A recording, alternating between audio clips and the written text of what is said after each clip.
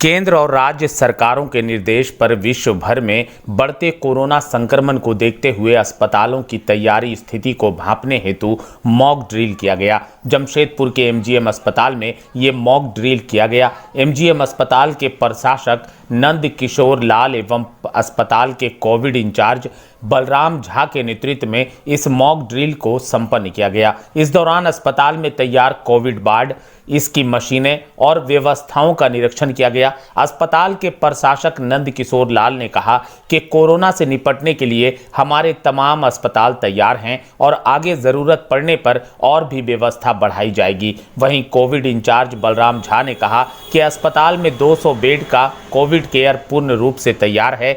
तमाम मशीनें पूर्ण रूप से क्रियाशील हैं और कोरोना से निपटने हेतु अस्पताल पूर्ण रूप से तैयार है।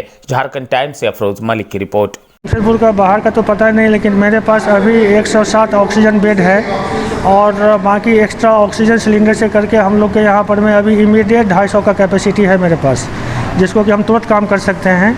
उससे ज़्यादा के लिए और एक्स्ट्रा व्यवस्था करना पड़ेगा हमको।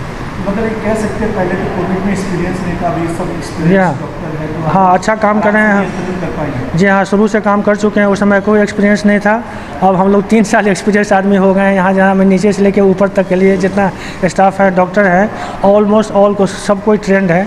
शुरू में तो सबको ट्रेनिंग देना पड़ा था, है ना, तो उन लोगों को कुछ पता नहीं था, लेकिन अब सबको पता है। तो अब खाली फाइनल एक बार लगा देंगे, केस आने से पहले ट्रेनिंग लगा देंगे तो पूरा कंप्लीट हो जाएगा। मतलब यूँ कहें कि जमशेदपुर एमजीएम हॉस्पिटल पूरी तरह से तंदुरुस्त आप बोल सकते हैं। ड्रिल में बेड का जैसे हम लोग आईसीयू बेड लगाना है और फिर सेपरेशन करना है, मरीज़ को कहाँ से रजिस्ट्रेशन करना है, क्योंकि पिछले बार भी हम लोगों ने कर चुका है और बहुत सारा मरीज़ को हम लोग ने इलाज किया है।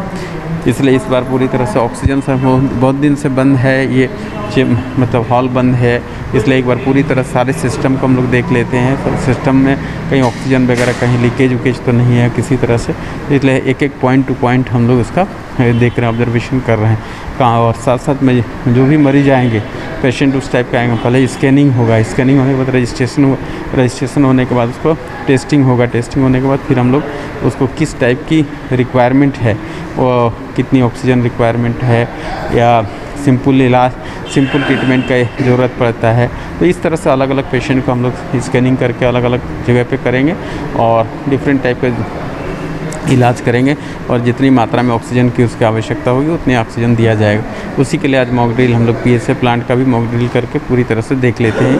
क्योंकि देखिए अभी टेम्प्रोरी नहीं, हम लोग तो 250 तक जाएंगे लास्ट में, तो इसलिए अभी हम लोग आईसीयू बेड तैयार कर दिया और बाकी बेड भी कर देंगे। इसलिए हम लोग बेड की कमी नहीं होने देंगे। जितने हम लोग पिछले बार बेड थी उतना बेड हम लोग पूरा करेंगे। क्योंकि अभी तो हम लोग 19 आईसीयू बेड है अभी, है ना, और इसके बाद जनरल बेड हम लोग रखेंगे। तो इस तरह से हम लोग जितनी रिक्वायरमेंट होगा उसको हम बढ़ाते जाएंगे। झारखंड टाइम्स के साथ जुड़ने के लिए हमारे Facebook page Jharkhand times top live को लाइक करें। साथ ही साथ हमारे ऐप झारखंड टाइम्स को गूगल प्ले स्टोर से इंस्टॉल करना बिल्कुल न भूलें।